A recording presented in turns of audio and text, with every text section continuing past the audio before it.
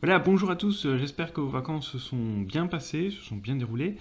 Et pour cette vidéo de rentrée, je ne vais pas faire grand chose, je vais simplement corriger le travail que je vous avais laissé en devoir. Comme ça, pour ceux qui s'intéressent à la correction, vous pouvez essayer de corriger. Et pour ceux qui ne l'avaient pas fait, eh bien, ce sont de bons rappels.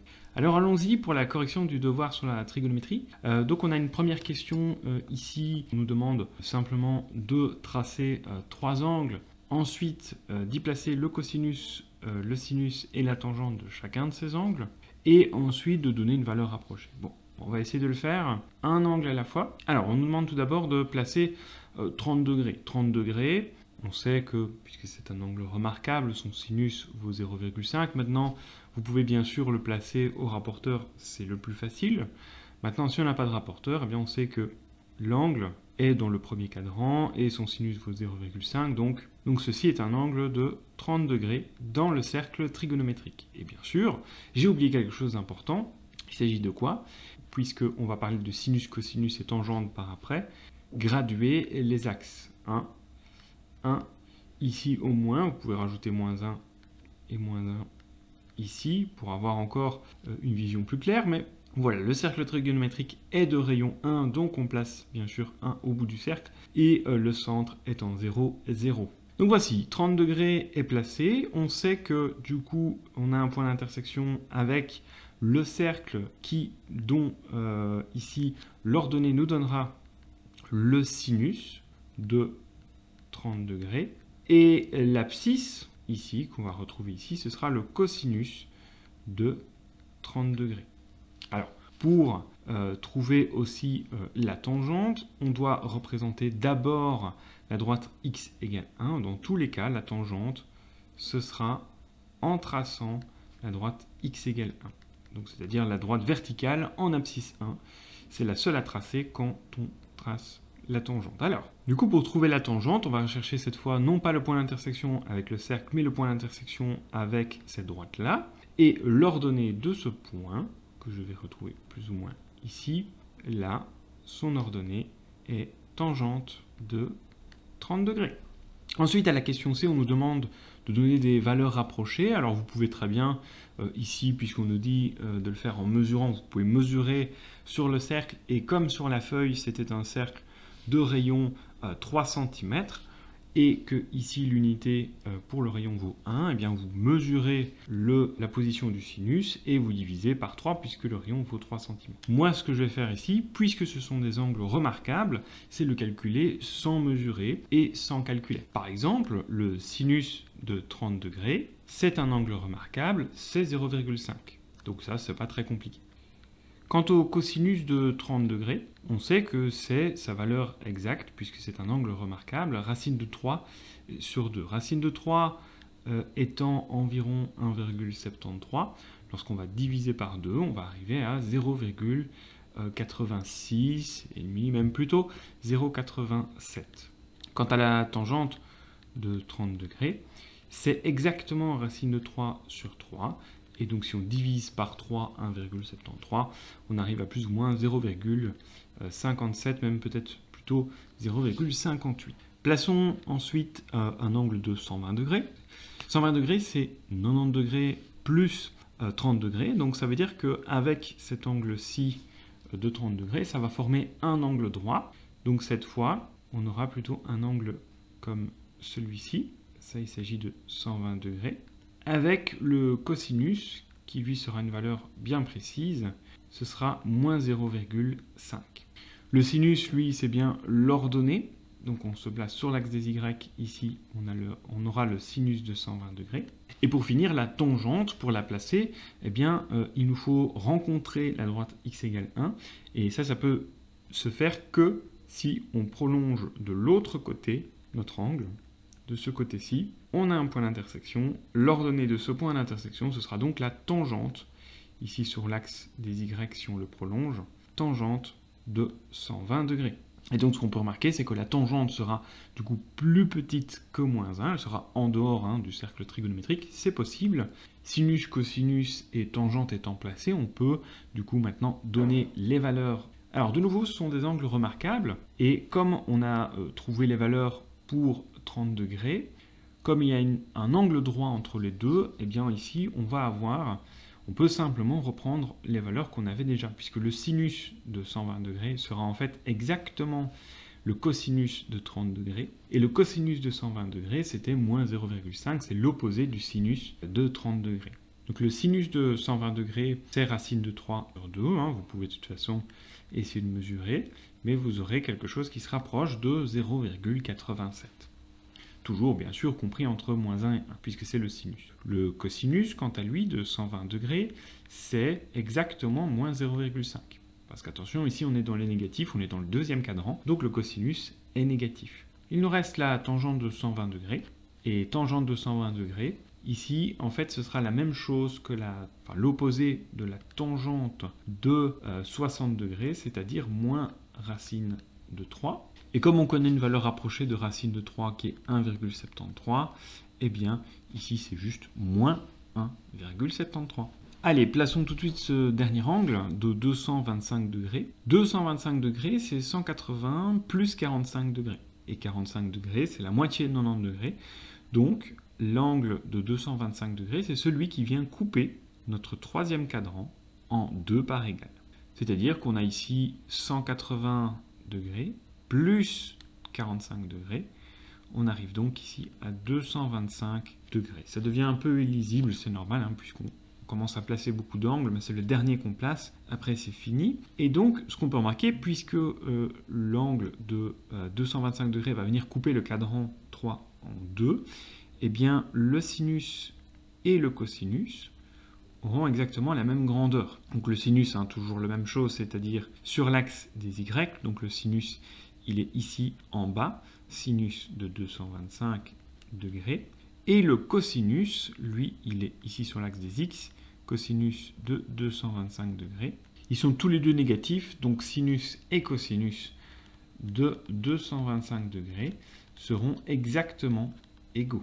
Et en fait, c'est l'opposé du sinus de 45 degrés. Et 45 degrés, on sait que la valeur exacte, puisque c'est de nouveau une valeur remarquable, c'est racine de 2 sur 2, on doit mettre un moins devant, puisqu'ici, on est dans les négatifs. La seule chose que je n'ai pas placée, c'est la tangente. Je vais le faire. Alors, il faut une intersection avec l'axe de la droite verticale en 1. Et pour ça, je suis obligé de prolonger mon angle de l'autre côté. Et j'ai un point d'intersection ici.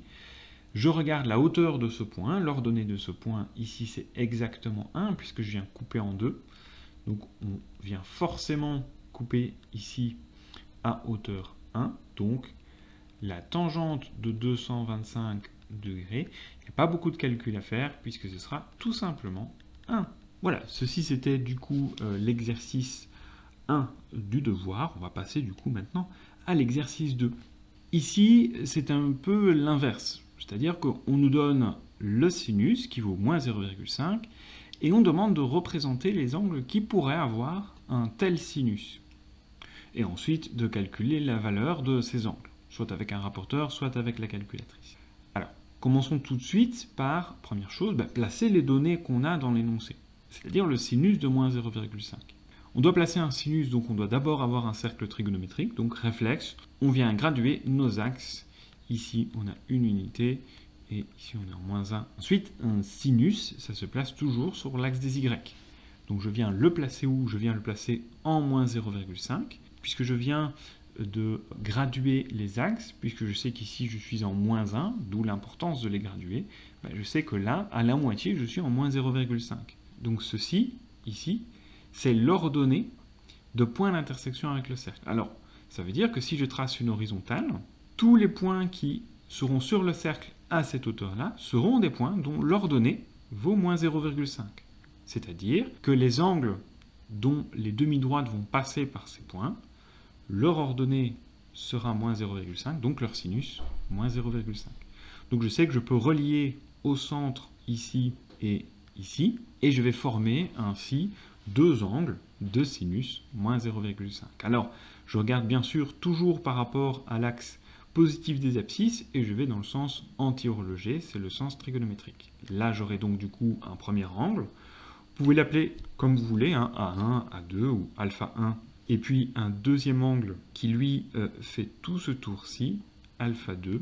Je vais les nommer comme ceci. Maintenant, la question, c'est comment retrouver ces angles. Alors, le faire en mesurant un rapporteur, c'est pas bien compliqué. Vous placez votre rapporteur après avoir dessiné, puis vous donnez une valeur approximative pour les deux angles.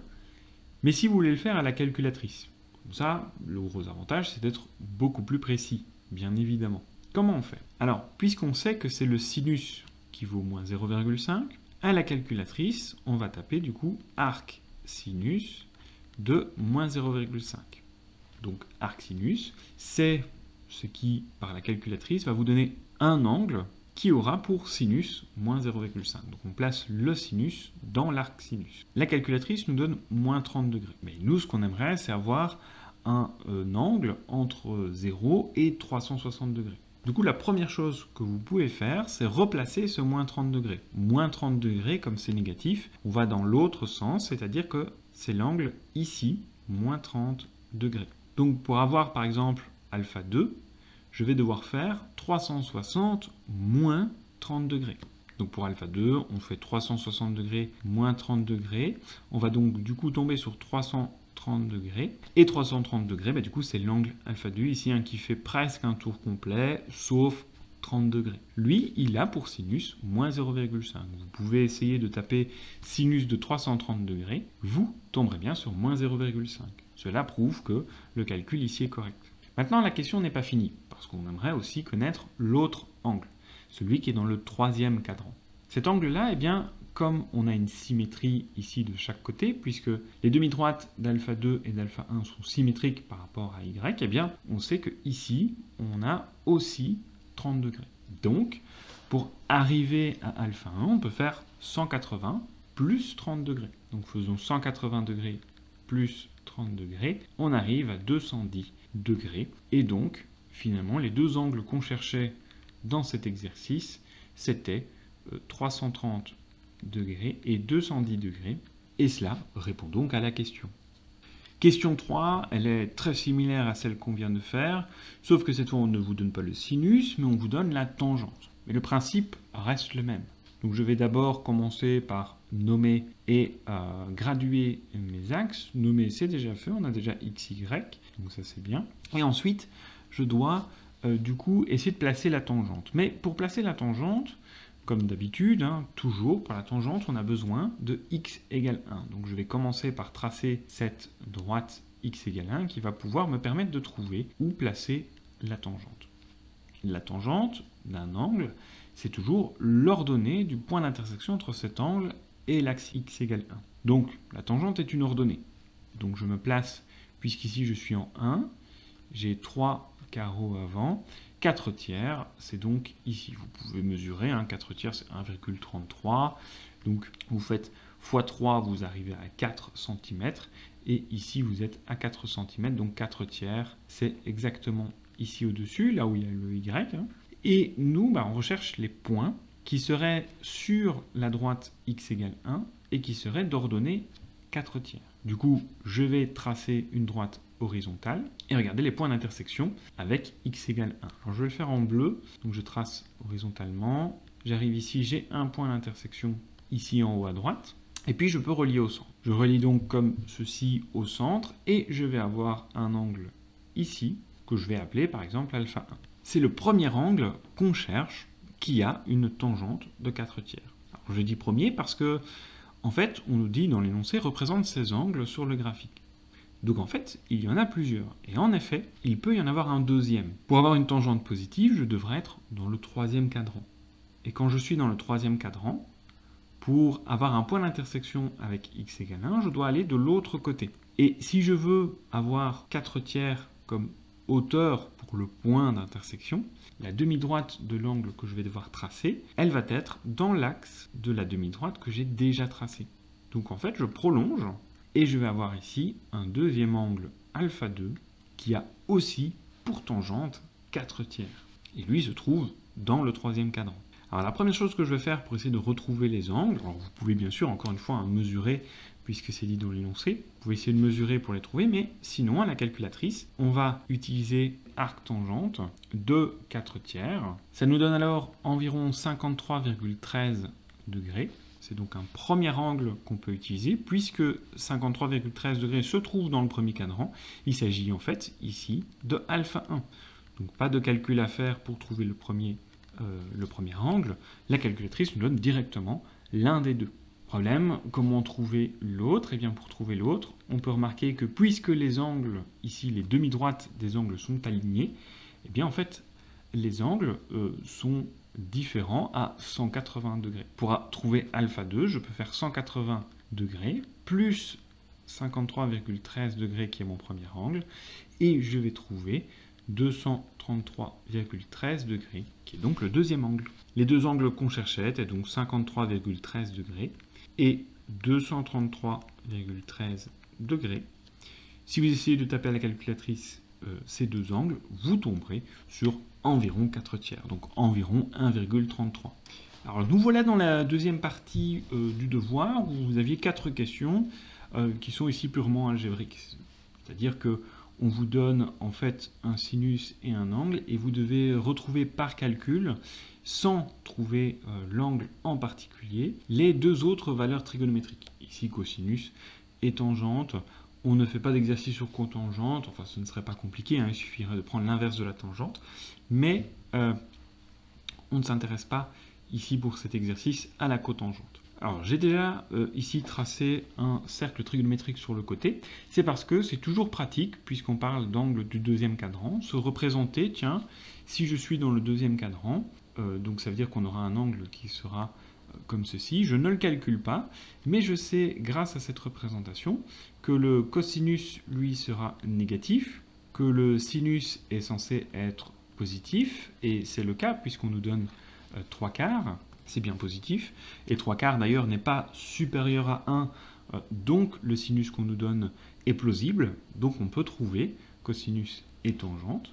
Et puis pour la tangente, eh bien, on devrait ici tracer x égale 1, et prolonger l'angle de l'autre côté, on aurait donc ici une tangente négative. Voilà, ça c'est juste pour se donner une idée de les signes qu'on devrait avoir comme réponse. Ça peut permettre d'ailleurs, hein, en faisant ça, de se rendre compte si on a fait une erreur dans l'exercice ou pas. Alors comment ça fonctionne? Eh bien, on nous donne le sinus, qui vaut ici 3/4, et on cherche par exemple le cosinus de l'angle 1. On recherche aussi la tangente, mais il sera plus évident de d'abord calculer le cosinus, puisque entre cosinus et sinus, on connaît une relation importante, la relation fondamentale. Elle dit quoi cette relation fondamentale? Eh bien, elle dit que si je prends le sinus et le cosinus d'un angle, que je les mets tous les deux au carré et que je prends la somme, je tomberai toujours sur 1. Donc ça veut dire que si le sinus vaut 3/4, je peux très bien venir le remplacer dans cette expression. J'obtiens alors 3/4 au carré plus le cosinus carré de A qui doit valoir 1. Sauf que 3/4 au carré, ça fait 9/16. Du coup, par après, je peux isoler cosinus carré, ce qui donne 1 moins 9/16 en soustrayant par 9/16 de chaque côté. Et puis 1 moins 9/16, on fait 16 moins 9, ce qui fait 7. Donc le cosinus au carré de l'angle A doit valoir 7/16. Sauf que ça ne nous donne pas le cosinus, ça nous donne le carré du cosinus. Donc il va falloir encore faire une petite manipulation. Et cette petite manipulation, c'est, puisque je connais le carré, eh bien pour retrouver le cosinus, je peux appliquer la racine carrée. Mais attention, 2 au carré fait 4, mais moins 2 au carré fait 4 aussi. Donc il y a deux possibilités pour qu'au carré, ça fasse 7/16. Racine carrée de 7/16 ou moins racine carrée de 7/16. Mais me direz-vous alors, qu'est-ce qu'on fait? On a deux solutions. Est-ce qu'on choisit ou pas? Oui, on peut choisir parce qu'on vous dit quelque chose en plus. L'angle A appartient au deuxième cadran. Et donc, avec le schéma, vous savez que le cosinus, ici, il est négatif. Cosinus négatif, eh bien, ça veut dire que le cosinus est cette valeur-ci et que celle-là, on peut la rejeter. On peut donc conclure que le cosinus de l'angle A qu'on cherchait, on n'a pas calculé l'angle A, mais on sait que son cosinus vaut moins racine carrée de 7/16. Or, racine carrée de 16 vaut 4, je peux donc réécrire cela plus simplement comme moins racine carrée de 7 sur 4. Maintenant que j'ai trouvé la valeur de cosinus, il me reste encore la valeur de la tangente à trouver. Et ça, pour trouver la tangente, on peut utiliser sa définition. La tangente d'un angle, c'est toujours le sinus de ce même angle sur le cosinus de ce même angle. Ça, c'est quelque chose à retenir. Et puisqu'on connaît le sinus et le cosinus, eh bien, on peut trouver la valeur de la tangente. Le sinus valant 3/4 et le cosinus valant moins racine carrée de 7 sur 4, on obtient, du coup, en simplifiant, les 4, puisqu'ils sont tous les deux dénominateurs du numérateur et du dénominateur de la fraction principale, 3 sur moins racine carrée de 7, ou encore, vous pourriez le réécrire, si vous voulez le mettre sans fraction, comme moins 3 racine carrée de 7 sur 7. On a donc ainsi trouvé le cosinus et la tangente d'un angle, sans calculer l'angle, à partir du sinus, et bien sûr du fait qu'on était ici dans le deuxième cadran. D'ailleurs, remarquez que la tangente, on avait vu sur le schéma qu'elle est négative, et c'est bien le cas, grâce à ce qu'on a calculé ici, moins 3 racine carrée de 7 sur 7, ça nous donne bien une tangente négative. Alors pour la question 5, faites très attention avant de rentrer dans l'exercice. Vérifiez toujours que les valeurs que vous avez dans l'énoncé ne sont pas des valeurs qui vous donneraient quelque chose d'impossible. Auquel cas, le calcul n'aurait pas de sens à être effectué. Alors ici, on nous donne un sinus de moins 4/3. Retenez toujours qu'un sinus et un cosinus, c'est pareil. C'est toujours plus grand que moins 1 et plus petit que 1. Pareil pour le cosinus. Moins 4/3, c'est environ moins 1,33. C'est-à-dire que c'est quelque chose de plus petit que moins 1. Sur le schéma, ça voudrait dire que le sinus, lui, se trouve plus ou moins ici. Et un sinus qui se trouve là, il n'y a aucun angle du cercle qui pourrait avoir une intersection avec le cercle dont l'ordonnée dépasse le cadre du cercle. C'est impossible. Donc, ici, la valeur qu'on donnait de sinus était aberrante. Donc, il n'y a pas de solution à cet énoncé, car moins 4/3 est plus petit, strictement évidemment, que moins 1. Et si toutefois vous êtes rentré dans le calcul, c'est possible aussi par le calcul de voir que c'est impossible. Mais attention à ne pas se tromper, parce que lorsque vous remplacez dans la relation fondamentale sinus carré de A plus cos carré de A égale 1, le moins 4/3 devient positif à cause du carré. Donc j'ai moins 4/3 le tout au carré. Il faut bien comprendre le moins dans le carré, qui disparaîtra d'ailleurs à cause du carré. Et donc, vous avez que 16 neuvièmes plus cos carré de A est égal à 1. Vous soustrayez par 16 neuvièmes de chaque côté, vous avez cos carré de A qui est égal à moins 7 neuvièmes. Et lorsque vous en êtes là, ça c'est impossible. Pourquoi? Parce qu'un carré est toujours plus grand que 0. Donc ça veut dire que cosinus carré devrait être positif. Or ici on dit que ça doit être égal à moins 7 neuvièmes.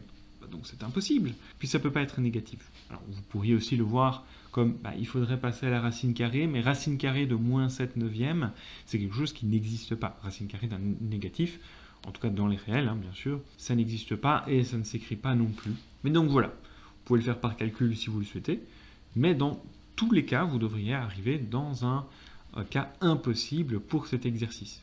Bien alors pour la suite, à la question 6, on a toujours le même style de question, mais cette fois on vous donne plutôt le cosinus et vous devez essayer de retrouver sinus et tangente. Alors, on vous dit que l'angle fait partie du deuxième cadran. Donc vous aurez quelque chose qui ressemble à ceci, avec un cosinus qui est ici bien négatif, puisqu'on est dans le deuxième cadran, donc l'énoncé est correct. D'ailleurs, moins 0,9, c'est entre moins 1 et 1, donc on a un cosinus ici qui est plausible, qui est correct. Donc, on regarde, alors on voit ici que le sinus devrait être du coup positif, donc ça c'est quelque chose qui nous aidera, quand on va devoir choisir entre un sinus positif ou négatif, eh bien on sait que puisqu'on est dans le deuxième cadran, le sinus doit être positif, et puis si je prolonge de l'autre côté, et que je recherche l'intersection avec x égale 1, qu'est-ce que je vais trouver? Je vais trouver la tangente au point, à l'ordonnée du point d'intersection, et cette tangente ici est négative. Donc on sait que voilà, la tangente devra être négative. Ok, tout ceci étant dit, maintenant il faut le calculer. bien sûr, toujours sans trouver l'angle A. Et donc, ce que je peux utiliser, c'est la relation fondamentale. Donc, je sais que le sinus carré de A plus le cosinus carré de A, donc les carrés des valeurs trigonométriques sinus et cosinus d'un même angle, quand on les additionne, ça donne toujours 1. Ensuite, je peux venir remplacer cosinus par moins 0,9. Je mets au carré. Je rajoute le sinus carré de A est égal à 1. Donc ici, je peux déjà calculer, peut-être pour avoir une forme plus simple, moins 0,9 au carré, le moins disparaît. 0,9, c'est 9 dixièmes.